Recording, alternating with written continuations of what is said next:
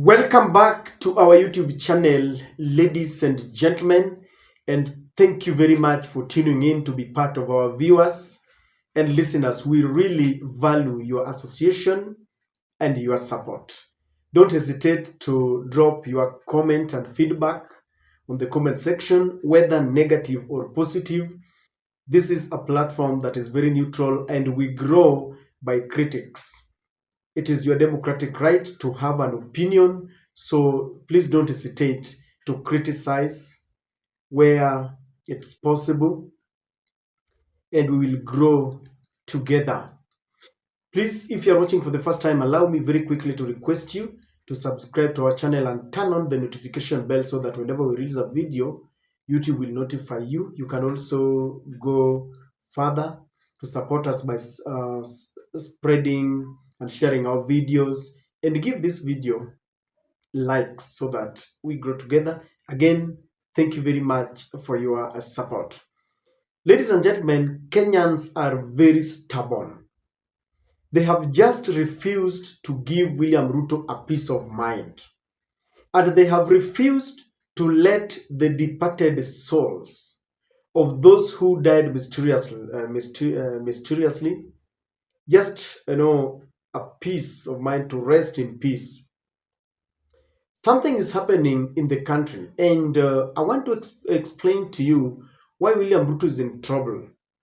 Anytime there is a crisis in the country, for example, when there are reports of massive corruption and wastage in the country, or some mysterious murder, or whenever there's flood like we are facing in the country, you will realize two things happen. One, the government will employ propaganda and PR to try and hoodwink the citizens.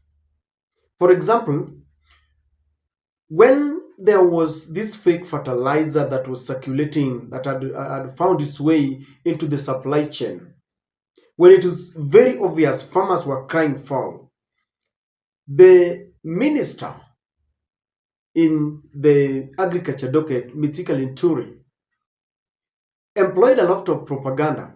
And together with Dennis Itumbi, they kept on saying that there were no fake fertilizer. This was an Azimio propaganda to gain sympathy. When it was very obvious, crystal clear, that we had fake fertilizer. When even the permanent secretary in that ministry had said, we need to investigate. When Raila said there was a problem with the oil, G2G oil deal, people like Malala went ahead and said, Raila and Uhuru wanted to be given contract. When they missed out, they now started making noise. The government will always try to use such kind of PR. Number two, when there is a crisis, the NIS will be on top of things, trying to, gauge people's minds. How do they perceive the situation? Do they buy the explanation that is given by the government? Now, we've had a lot of corruption, wastage, and all this. But the recent crisis that Kenyans have just refused to let go is the mysterious death of General Ogolla. Kenyans have just refused to let his soul rest in peace because they are asking questions.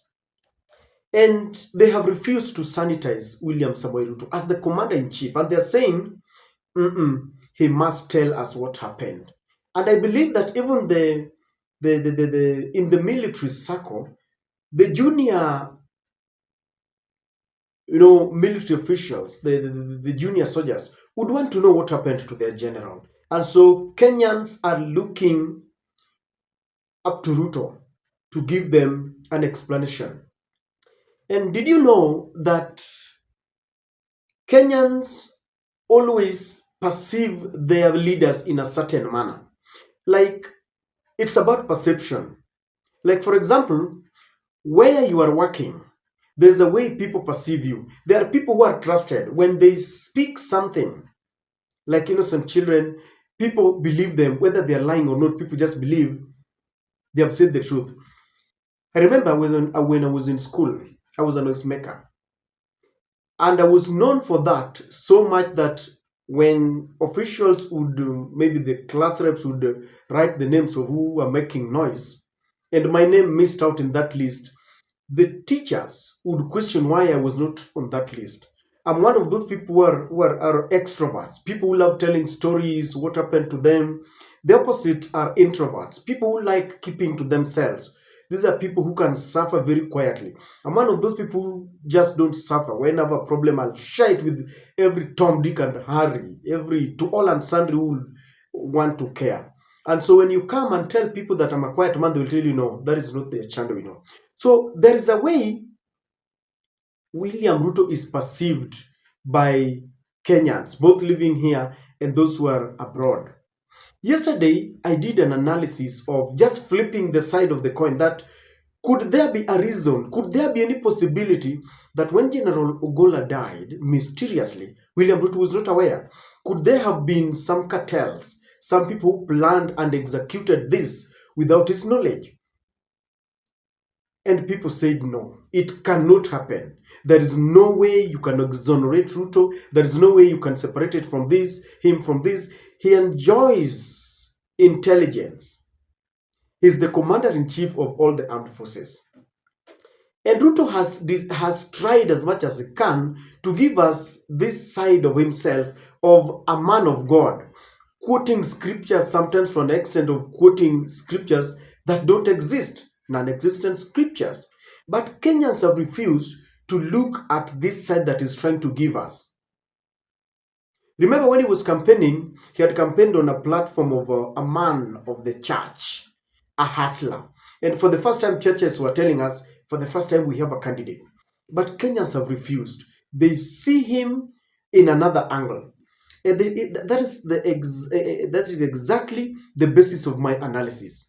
Even after explaining to Kenyans that he is as clean as an angel, Kenyans have refused.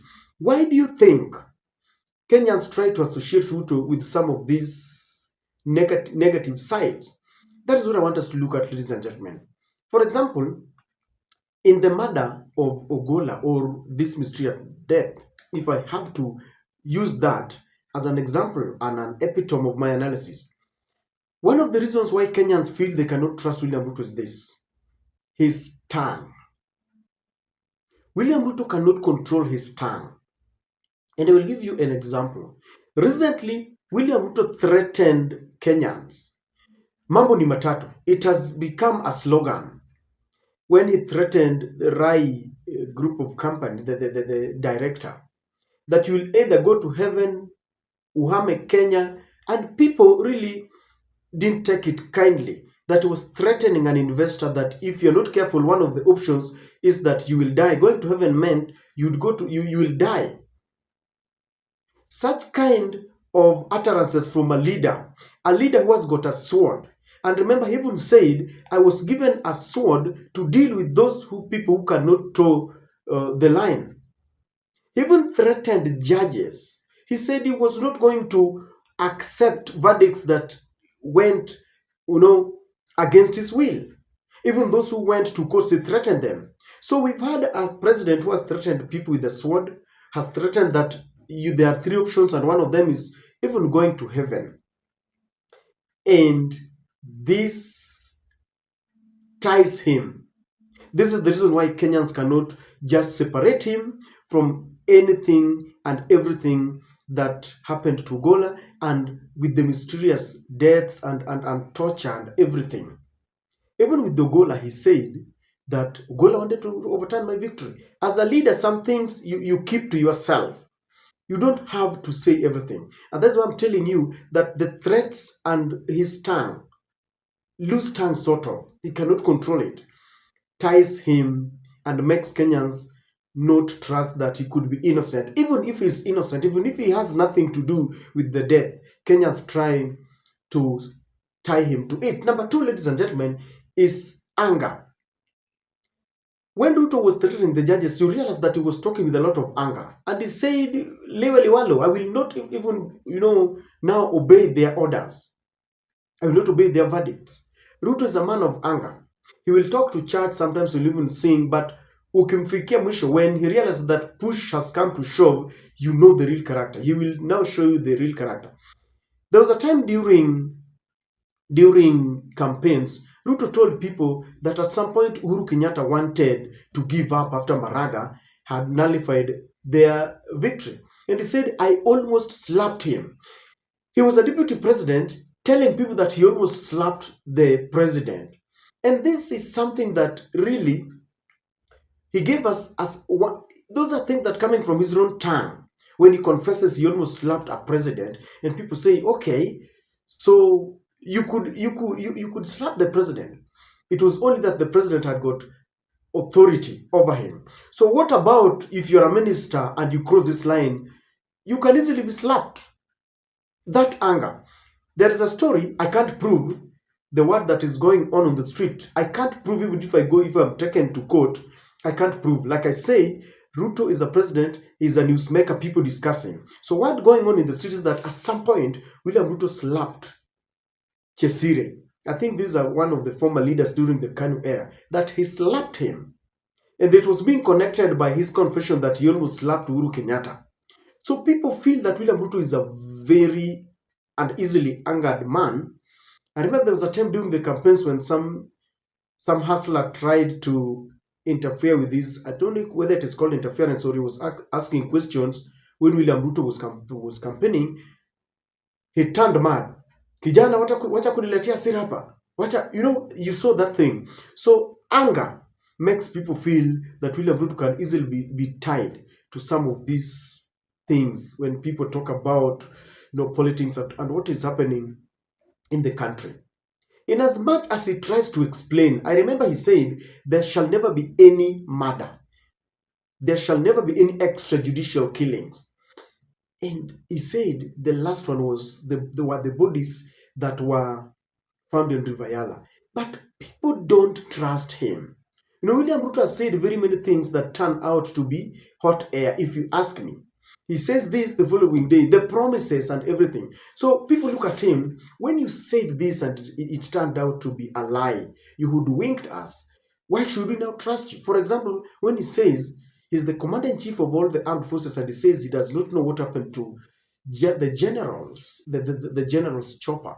How do we trust him? He has never said something that has turned out to be true, that has come to pass. And so why do we trust him? So mistrust has also become an epitome and the foundation of why people don't accept what he says. And that's why people are pushing him. We want a credible and a transparent investigation. People don't just trust him. And trust is earned. For the very period that people have known him, he has never earned that trust. He has earned mistrust. Number 4, the way he handles crisis makes people get pissed off. He uses a lot of propaganda. He uses a lot of PR. For example, the government went there and talked to Ogolla's son during the burial. And the general's son came out and started bashing out bloggers, people who are there to expose the truth. And he started telling us how close his father was to the general. Atukatai, he went ahead telling us how he wanted to start developing Nyanza. And you see, that is a young man. When people look at him, people realize that he must have been, misadvised by the government to portray a picture that even if you could link William Ruto to the death of the general, you must know that they were so close, they were friends, they enjoyed a cordial relationship. Be that as it may, but when you use a young man like his son in an environment where people are asking questions, then people feel you are just playing PR. I've given you an example of we have fake fertilizer, but someone still says in Azimio propaganda. The way he handles it with a lot of PR. Charlene Ruto goes there, they have scheduled him to speak, but then Ruto tells her that she does not know how she got there. Yet they were together, they came together. So this aftermath, when people, scrutinize and know the truth, they cannot trust, they cannot accept what you are saying. And that's why I'm telling you that when the NIS goes around and they want to understand whether people trust Ruto, whether people buy the explanation about the deaths and all this, people refuse. They are stubborn. They have said, no, we cannot just delink him from what happened. And then maybe his generals and friends, people like Kimani Chungwa, threatening Uhuru Kenyatta, And then they threaten, I don't think it is a joke. They threaten, then they send goons to invade the Northland farms and they steal sheep. Oscar Sudi threatens General Ogolla, and then 1 year down the line, he's gone. You cannot help but think that when these people speak, they are maybe speaking the mind of William Ruto. For today, if, for example, Orengo speaks, you'll think that he's speaking on behalf of Raila Amolo Odinga. When Opiyo Wandayi speaks, you'd think that he's speaking on behalf of Raila Amolo Odinga. And so if he says something and it comes to pass, then maybe it was Raila speaking. So when people like Sudi threatens the general and he dies, when Kimani Chungwa says tutakujia mali yako kwa sababu you are funding maandamano, and then people go there, then you say the person who's in charge of security is William Ruto. And when these people talk and it happens, then something is happening. And ladies and gentlemen, that's why I'm telling you that the way William Ruto is perceived, it could be, perception could be a wrong perception. But that is how people perceive you. How do people perceive you at a place of work?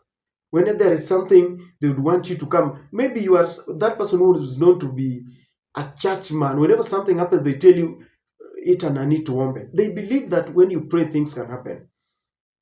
That is how people perceive William Samoei Ruto. Even he could be as innocent as an angel.